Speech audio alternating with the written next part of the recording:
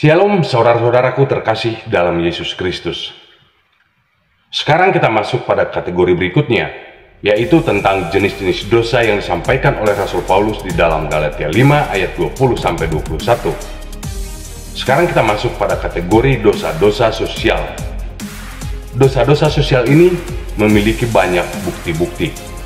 Karena dosa-dosa sosial ini berkaitan erat dengan bagaimana cara kita membangun hubungan dengan sesama atau orang lain, termasuk di lingkungan kita tinggal. Karena lingkungan kita tinggal adalah menjadi tolok ukur penentu nilai kepribadian kita di mata orang lain. Karena keseharian kita pasti bertemu atau berjumpa dengan orang-orang di sekeliling kita. Nah, seperti yang disampaikan oleh Rasul Paulus dalam Galatia 5 ayat 20-21, dosa-dosa sosial ini banyak bukti-buktinya. Dan dosa-dosa sosial ini dibagi menjadi beberapa bagian, yaitu yang pertama, permusuhan. Lalu yang kedua, perselisihan. Dan ketiga, kecemburuan. Lalu yang keempat adalah kemarahan. Dan kelima adalah pencideraan dan roh pemecah. Lalu yang terakhir, kedengkian, kemabukan, dan pesta pora. Sekarang saya akan coba uraikan satu persatu jenis-jenis dosa-dosa sosial ini. Yang pertama tentang permusuhan. Permusuhan ini adalah sifat maupun sikap yang menunjukkan kebencian kepada orang lain maupun sesama, atau sikap antagonisme kepada orang lain. Permusuhan ini banyak bukti-buktinya. Mungkin saudara juga pernah menemukan di lingkungan saudara tinggal. Namun sebelum lanjut, saya tetap ingatkan saudara bahwa saudara dan saya adalah pengikut Kristus dan yang menjadi saksi Kristus, yang menggambarkan Yesus itu sendiri dalam kehidupan kita sehari-hari, dimanapun kita tinggal, kapanpun kita hidup. Selalu hidup menunjukkan karakter Kristus, yaitu mengasihi, mengampuni, dan menjadi berkat bagi sesama. Walaupun pada faktanya, seperti yang pernah saya temukan ini, mungkin saudara juga pernah menemukan orang-orang semacam ini. Orang-orang yang mengaku Kristen, hidup terlihat seperti sangat religius sekali, karena bahasa-bahasa rohani yang diucapkan terdengar begitu latah setiap saat. Bahkan, di sekeliling rumah orang ini terpapang atribut-atribut kekristenan. Bahkan firman Tuhan menempel di mana-mana sampai pintu rumah. Dan terlihat jelas, beribadah sangat rutin setiap minggu. Namun pada kenyataannya, orang ini telah gagal membangun hubungan yang baik, maupun gagal berinteraksi, menunjukkan gambaran Kristus terhadap sesama di lingkungan dia hidup. Terhadap sesama atau tetangga kiri kanan tidak akur. Nah, hal semacam ini ataupun orang semacam ini sebenarnya hanya menunjukkan gambaran agama, bukan menunjukkan gambaran Yesus Kristus yang sebenarnya, sehingga akan melahirkan stigma buruk di mata orang lain tentang kekristenan itu sendiri. Lalu hal kedua adalah tentang perselisihan. Tahukah saudara bahwa perselisihan itu dapat mengakibatkan permusuhan dan kebencian dan akhirnya menjadi dosa? Dosa-dosa perselisihan ini seringkali bersumber daripada perdebatan maupun adu argumentasi tentang agama. Contohnya perdebatan agama. Nah, hal ini perlu saya ulas secara panjang lebar, karena saudara mungkin tahu, pada saat ini tentang perdebatan agama seringkali dimanfaatkan orang untuk tujuan-tujuan tertentu, khususnya di media sosial. Dan secara langsung, secara terbuka pun telah ada orang-orang yang melakukan itu. Nah, untuk itu perlu saya sampaikan satu hal yang perlu saya sampaikan kepada saudara yang mengaku apologet maupun ahli-ahli Injil yang sering memperdebatkan tentang kekristenan tersebut. Ketahuilah bahwa Yesus adalah Tuhan. Itulah iman setiap orang percaya. Dan Injil adalah kebenaran firman Tuhan yang mutlak dan absolut, tak terbantahkan, dan yang sempurna.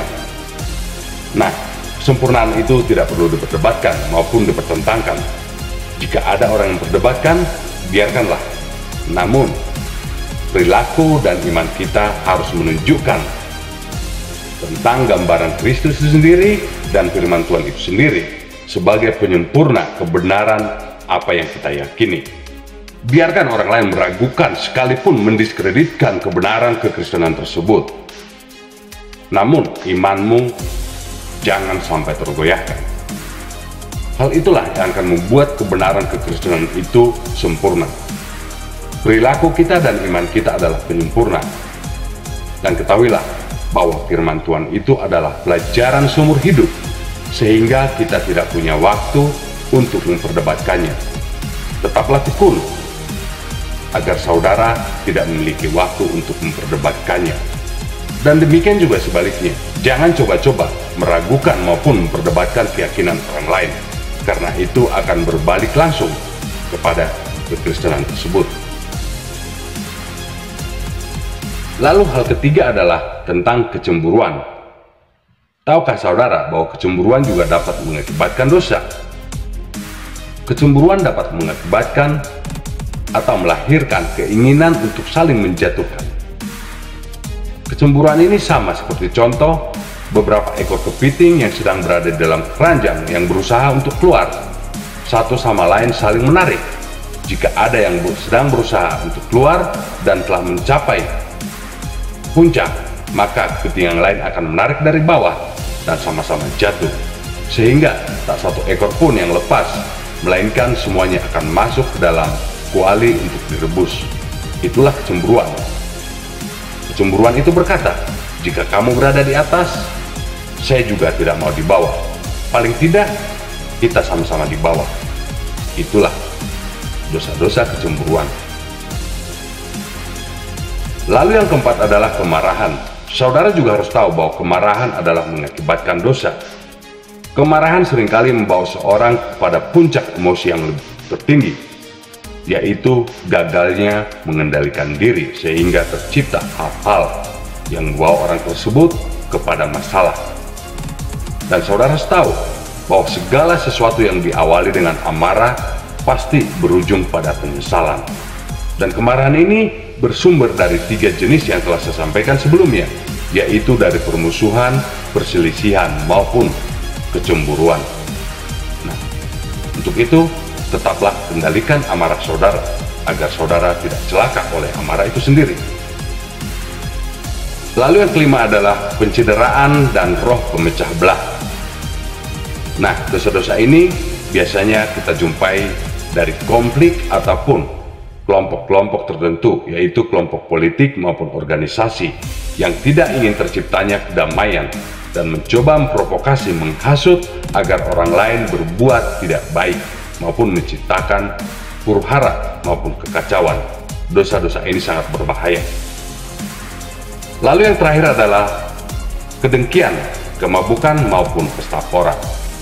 Di dalam Amsal 14 ayat 30 dikatakan, kedengkian dapat mengakibatkan kebusukan tulang. Artinya, jika tulang telah busuk, maka semua yang bersumber dari diri seseorang akan mengeluarkan hal-hal yang busuk pula, yaitu hal-hal yang tidak bermanfaat bagi orang lain. Sementara itu, kemabukan dan pesta pora datang bergandengan. Biasanya hal ini berkaitan dengan pertunjukan yang riuh, aktivitas yang tidak tahu malu, dan kejahatan. Jelas bahwa orang yang mabuk akan kehilangan kendali dalam tindak tanduknya. Pesta pora berarti keramaian, keriuhan, dan suara yang keras tanpa peduli kepada orang lain, tanpa peduli kepada kepentingan orang lain, dan mengganggu hak-hak orang lain juga. Semoga bermanfaat. Sampai jumpa dalam video berikutnya. Tetaplah berada di channel ini, dan jangan lupa subscribe channel ini untuk mendapatkan renungan-renungan berikutnya. Saya berdoa kepada Tuhan agar setiap renungan yang saya sampaikan diberkati oleh Tuhan dalam hati dan pikiran saudara. Shalom, Tuhan Yesus memberkati.